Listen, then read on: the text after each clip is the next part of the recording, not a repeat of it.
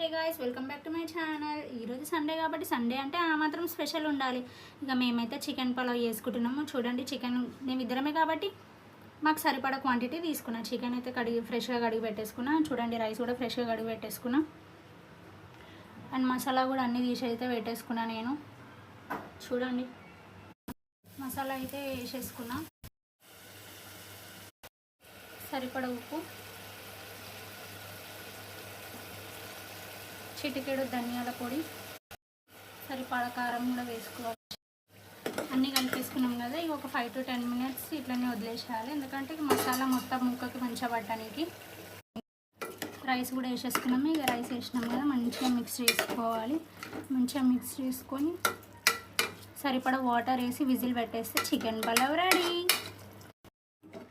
Rice అయితే వేసేసుకున్నాము. Rice వేసేసుకొని మంచిగా మిక్స్ చేసేసుకున్నాము. సరిపడా వాటర్ కూడా వేసేసినాం. ఇక వాటర్ వేసినాక 2-3 విజిల్స్ పెట్టేస్తే చికెన్ పలావ్ అయితే రెడీ అయిపోతుంది. ఇక మన చికెన్ పలావ్ అయితే రెడీ అయిపోయింది. గరం గరం చికెన్ పలావ్, యమ్మీ.